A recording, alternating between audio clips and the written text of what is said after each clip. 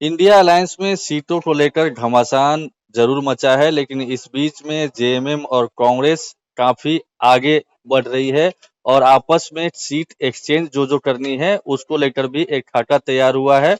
हमारे पास इंफॉर्मेशन है कि 4 सीटों की अदला-बदली जेएमएम और कांग्रेस ने की है। तो वो कौन सी सीटें हैं, क्यों अदला-बदली की गई है, इस पर हम ज्यादा जानकारी के लिए फोन लाइन पर जुड़े हुए हैं संपादक अनुराग ठाकुर जी, उन्हीं से बात करते हैं। कौन-कौन वो 4 सीटें हैं अनुराग जी, जो जेएमएम अपने खाते में ले रही है और कांग्रेस को दे रही है 2 सीटें बदले में?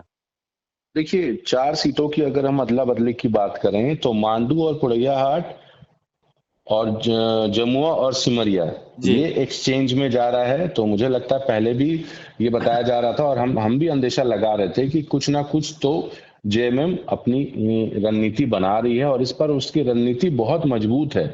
जिस तरीके से सीट शेयरिंग में उसने ध्यान रखा है जेएमएम ने, और जिस तरीके से अभी तक भी जो वो दावा कर रही थी कि अपने कैंडिडेट की घोषणा भी जल्द कर देगी, लेकिन जी। उसमें भी वो समय ले रही है। उसने पहले बीजेपी का इंतजार किया कि कैंडिडेट का लिस्ट आ जाए और कई मतलब खुलासे हुए, जैसे लुइस मरांडी, जिनका कल तक ये था कि वो उनको टक्कर देंगी बरहट में, वो अब जेएमएम में शामिल हो रही हैं। तो ऐसे करके कई लोग जो शामिल हो रहे हैं, तो इससे कहीं ना कहीं बीजेपी को जरूर झटका लग रहा है। लुइस मरांडी हो गए, गणेश महली हो गए, और भी कई लोग जो आ रहे हैं बीजेपी में, बीजेपी छोड़ के जेएमएम में। तो कहीं ना कहीं इसका नुकसान बीजेपी को हो रहा है। और इस बार हेमंत सोरेन बहुत चालाकी से रुक के वेट करके रणनीति बना रहे हैं। मतलब बिल्कुल ये लोग जो सवाल उठा रहे हैं कि बीजेपी ने लिस्ट जारी कर दी, आप लोग अभी तक गठबंधन में सीट शेयरिंग का ऐलान नहीं हुआ है, तो क्यों नहीं हो पा रहा है,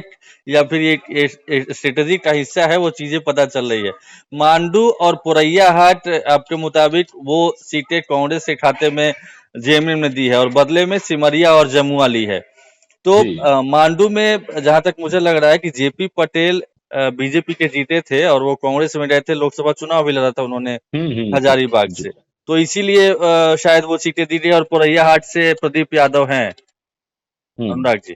जी जी जी। तो हाँ। इसीलिए मुझे हाँ। लगता है ये तमाम चीजें की गई है। उसने कांग्रेस को जेएमएम ने दे दिया, मांडू और पोड़ैयाहाट, और जम्मू और सिमरिया ले लिया। तो बहुत तरीके से मतलब हेमंत आगे बढ़ रहे हैं, और मुझे लगता है ये यहीं पे नहीं रुक रहा है, क्योंकि आज सीईसी की बैठक थी दिल्ली में, वो टल जी। गई है कल के लिए।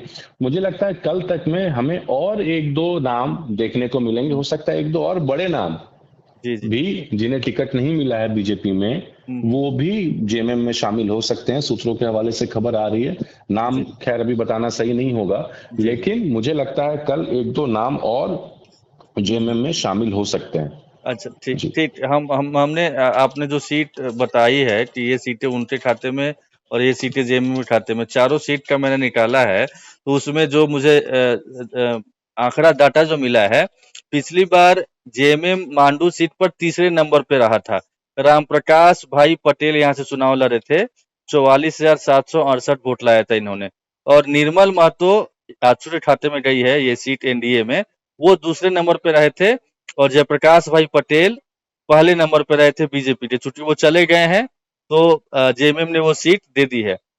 इसके अलावा जी दूसरी सीट की बात करें तो जमुआ, जमुआ सीट से केदार हाजरा जीते थे पिछली बार, और वो चूंकि अब चले गए हैं जेएमएम में, तो जेएमएम ने शायद इसीलिए सीट ली है चूंकि केदार हाजरा को वहां से वहां उम्मीदवार से बनाया जाए। उम्मीदवार चूंकि बनाया हाँ, जाएगा। चूंकि जो पिछली बार जो 2 नंबर पे रही थी मंजू कुमारी, वो बीजेपी में शामिल हो गई है और बीजेपी ने उन्हीं को टिकट दिया है। तो यहाँ पर भी यानी जमुआ सीट में भी चंद्रिका महथा जेएमएम से लड़े थे। महज 25-26 हजार वोट आया था, 25,865, तीसरे नंबर पे रहे थे। और ये जो सिमरिया की बात करें तो सिमरिया में थोड़ा सा दिलचस्प कहानी हमको नजर आ रही है, कुछ है इसमें मिस्ट्री। इसमें किशुन कुमार दास का टिकट काटा गया है, बीजेपी के जो सिटिंग मतलब विधायक थे, और विधायक थे। उनकी जगह उज्जवल दास को दिया गया है। और यहाँ पे भी यहाँ पर आजसू दूसरे नंबर पे रहा था, मनोज कुमार चंद्रा और रामदेव सिंह भोक्ता। तो यहाँ पर ये सीटें जो दी गई है, तो ये अगर जेएमएम अपने हिस्से में ले रहा है, तो क्या किशुन कुमार दास पर भी डोरे डाले जा रहे हैं क्या अनुराग जी? जी बिल्कुल, मैंने वही तो कहा कि जेएमएम इस बार बहुत तरीके से आगे बढ़ रही है और ये बीजेपी के कुछ प्रवक्ता भी कह रहे थे, हमें कल भी अशोक बड़ाइक हमारे ऑफिस में आए थे तो उन्होंने बताया था लाइव के दौरान कि जेएमएम बहुत स्ट्रैटेजी वाइज आगे बढ़ रही है और वो भी इंतजार कर रही है। वो भले ही आरोप लगा रही थी बीजेपी पे, लेकिन वो भी वही कर रही है।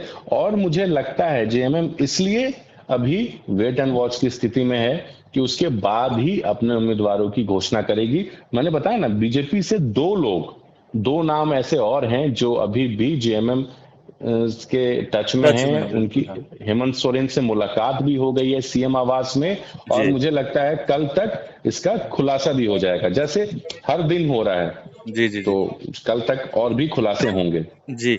एक सीट बची थी पुरैया हाट, वहाँ पे क्या पुरैया। आंकड़े थे वो हम बता देना चाहते हैं। प्रदीप यादव पिछली बार जेबीएम के टिकट पर चुनाव जीते थे। 77,358 वोट लाए थे उन्होंने।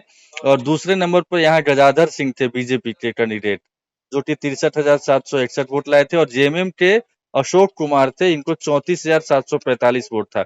यानी जो दोनों सीटें कांग्रेस के हिस्से में दी गई है, वहां पर जेएमएम का परफॉर्मेंस पिछली बार खराब था, तीसरे नंबर पे जेएमएम था, इसीलिए वो सीटें दी गई है। और जहां पे परफॉर्मेंस मजबूत होने की उम्मीद है, चूंकि मजबूत उम्मीदवार आ गए हैं, तो इसीलिए जेएमएम वो सीटें अपने खाते में ले रहा है। खैर, खाते में ले। हाँ बिल्कुल, नजर बनाए रखिए अनुराग जी, चूंकि अभी लिस्ट फाइनल नहीं हुई है जेएमएम की जी तरफ से या फिर बिल्कुल। इंडिया और अलायंस की जैसा तरफ कि से, तो हमने हाँ। पहले भी बताया कि और एक दो नाम जेएमएम के खाते में आएंगे जो बीजेपी से छोड़ के जेएमएम में शामिल होंगे कल तक।